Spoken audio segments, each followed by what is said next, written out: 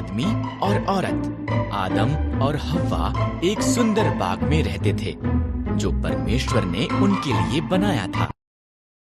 क्या परमेश्वर ने तुमको सही में कहा इन पेड़ों के फलों को मत खाओ? सांप ने हव्वा से पूछा। तुम नहीं मरोगे, सांप ने कहा। यहां पर एक कारण है कि क्यों परमेश्वर नहीं चाहते कि तुम इस पेड़ से खाओ। अगर हव्वा ने फल खा लिया, उसने कुछ आदम को भी दिया जो उसके साथ था। उसने भी एक बात जो वो जानते थे वो ये कि वो नंगे थे। उन्होंने अपने आप को ढकने के लिए पत्तों को जोड़ जोड़ कर सिल लिया। उन्होंने आदम, हव्वा, परमेश्वर ने आवाज दी। हम छिप रहे हैं, आदम ने कहा। हम नंगे हैं। तुम इसलिए ये जानते हो क्योंकि तुमने उस पेड़ से खा लिया है।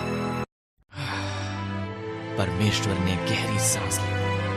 तब आदम ने हव्वा को दोष दिया और हव्वा ने सांप को दोष दिया। परमेश्वर ने कहा, सांप, तू पेट के बल चलेगा, एक स्त्री का पुत्र तुझे हराएगा। हव्वा, संतान पैदा करना कठिन होगा। आदम, अन्न उगाना मुश्किल होगा।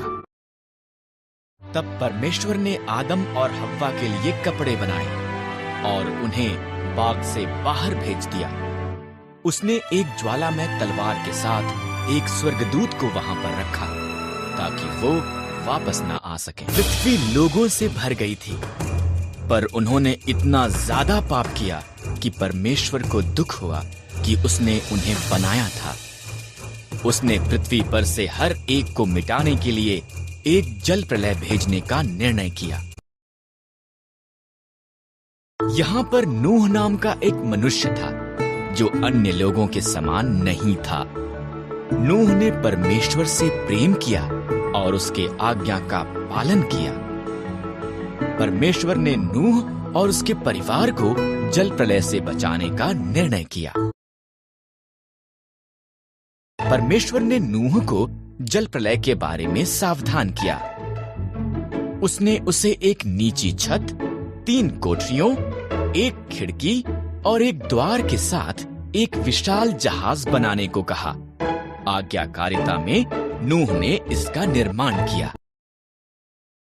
परमेश्वर ने नूह को प्रत्येक जानवर की किस्मों में 2-2 करके लेने को कहा, एक नर, एक नारी।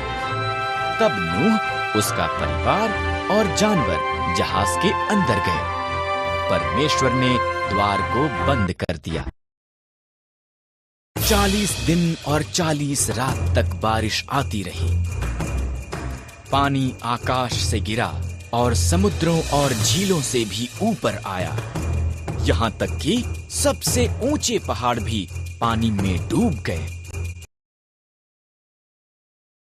इन सब के दौरान नूह, उसका परिवार और सभी जानवर बाढ़ के जल के ऊपर तैरते जहाज में सुरक्षित थे। परमेश्वर एक पल के लिए भी नूह को भूला नहीं था। परमेश्वर ने हवा चलाई, पानी सूखने लगा। जहाज अरारात पहाड़ पर ठहर गया। नूह ने एक कबूतरी को भेजा। जब वो वापस नहीं आई तो वो जान गया कि अब सब सुरक्षित थे। जब पृथ्वी सूख गई, परमेश्वर ने उन्हें बाहर आने के लिए कहा। उसने आकाश में एक इंद्रधनुष को वादे के रूप में रखकर कहा कि वो कभी भी पूरी पृथ्वी को जल प्रलय द्वारा दोबारा नाश नहीं करेगा।